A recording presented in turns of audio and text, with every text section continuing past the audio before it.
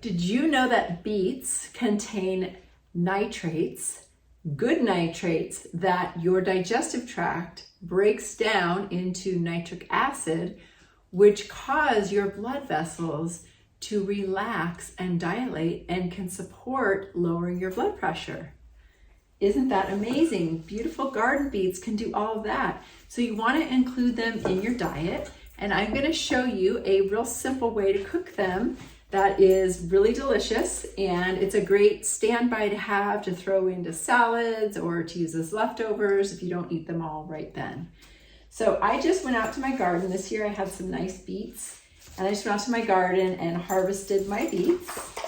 Look at these pretty beets, and you can also use the beet greens. So I'm just gonna kind of cut away some of the beet greens I might not want to eat. The only caveat to beet greens is they are a little high in oxalates.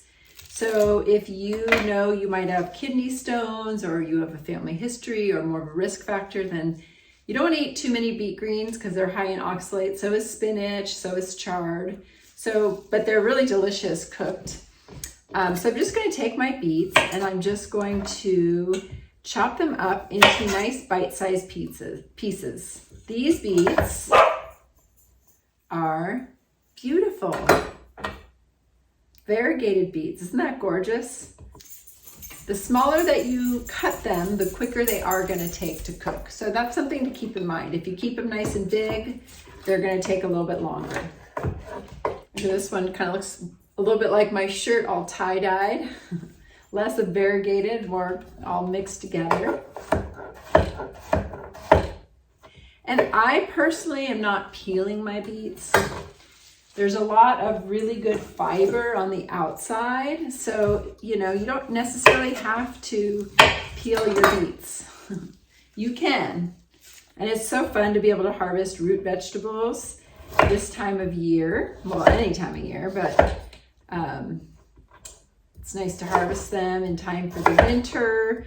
In the fall, eating root vegetables is like this downward descending motion. So it's actually really good for our overall health to include root vegetables when it starts getting chilly outside. I used to be a basket weaver for many years, and we would harvest bark from tree branches when they were cut, and sometimes we'd cut branches. And in the fall, it was really hard to peel the bark off of the branches because all the water, instead of being out into the tree and the branches, it was kind of, the trees start to conserve energy and bring their energy down and bring more of their waters down to sort of protect themselves and be ready for winter. So it doesn't work the same way. So we could be like the trees and the ecosystem, which is a great way to think about our health, and eat roots in the fall because we have more of a descending energy as well. It's kidney time of year, and kidneys and blood pressure are very connected. So it's nice to think of those foods as being an ally to the body. That's the cool thing about nature, is it always kind of mimics what we're doing as well, right? Even some of the summer fruit is a little bit warming, and warming in nature, like hot pepper, we might sweat, but that cools us down. So nature is very intentional. There's this little guy.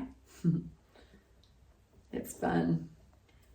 I just made some beet kvass recently, and that was really delicious. Nice little drink. It's nice to have fermented beverage that is not sweet.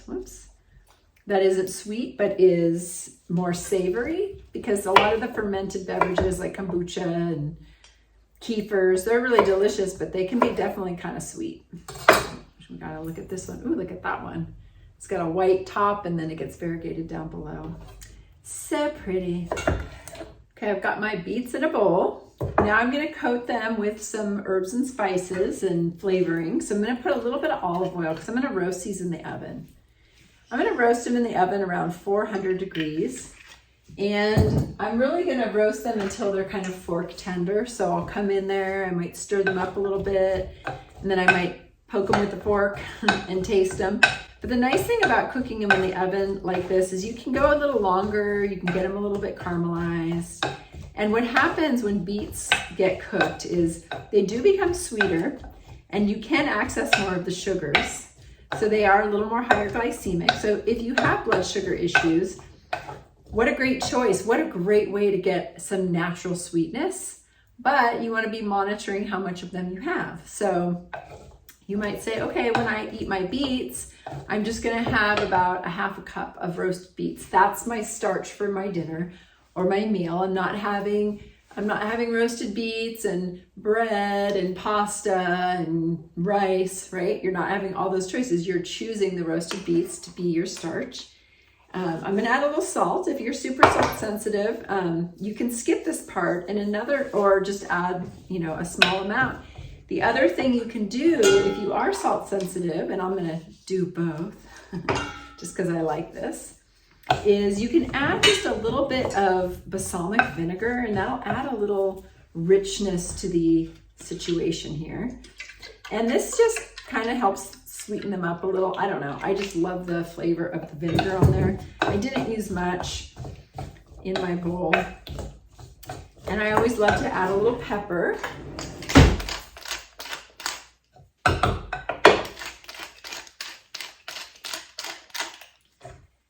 And then I decided I'm gonna add an herb that I have dried called tarragon, which you might know about. And some nice big pieces. I'm just gonna take them in my hand. This is tarragon that I got this summer from a friend of mine. She had a huge patch and I was like, oh my gosh, I need some of that. I love tarragon. I actually just planted some, so hopefully I will have tarragon soon too. But until then, I've got some nice dried tarragon. So she gave me a big patch of it and I just dried it.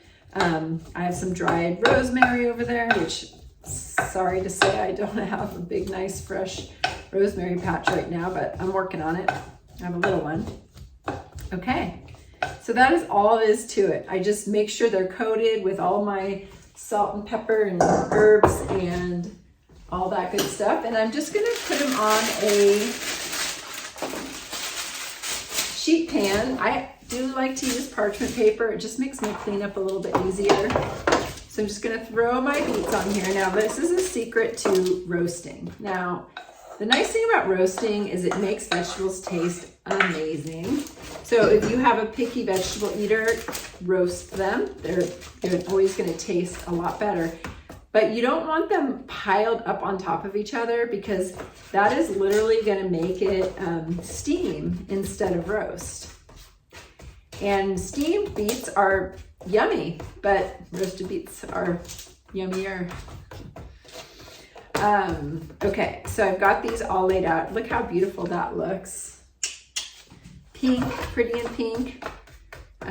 I love doing pink beet stuff around Valentine's Day because that's such a nice way to show off the color of love, I guess, is pink. Okay, so I have them. I'm just making sure they're all spread out. I'm gonna throw them into a 400-degree oven, and I'll probably set my timer and check them in 10 minutes. Give them a little stir them up a little bit, check them, reset the timer. They're not going to be done in 10 minutes, but I just like to keep paying attention, and with my phone, I can just repeat the timer. And so every 10 minutes, I just come in, say, how you guys doing? Give them a little turn, maybe turn them all the way around like this in the oven until they're done. And then once they're done, again, I can include them with a meal. I can put them on a salad. They're delicious on a salad because then you get these nice kind of sweet bites. There's a lot you could do with them. You can roast other vegetables with them. Sometimes when I do that, I'll put the beets in one section and the other vegetable in another section, just in case one of the vegetables is done before the other. It's easy just to pull some off and then put the rest in the oven.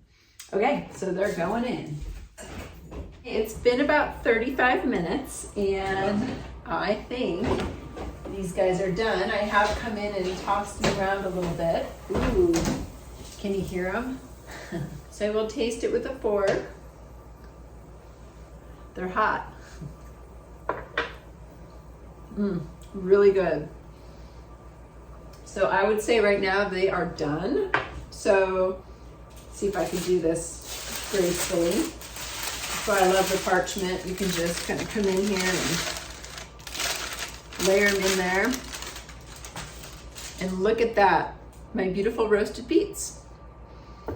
And as I was saying before, if I really want to be kind of honest with my carbohydrates and just how many I'm going to have at a meal, I could just, you know, measure out like a half of a cup, and that's a pretty good rule of thumb to have with a meal. And that's a nice amount. I mean, there's probably, I don't know, maybe there's 3 of these. So these are about 3 servings of beets. So if I want to not share my beets and I know I'll have like 3 times to have them, I could put one of these servings in my salad, or even a little less, it doesn't matter, but yummy. The other thing I was just thinking that I could have done is I could have taken garlic cloves and just thrown them into the mix, not peeled them, and they would have been real nice and soft, and kind of just squeeze them out into your mouth.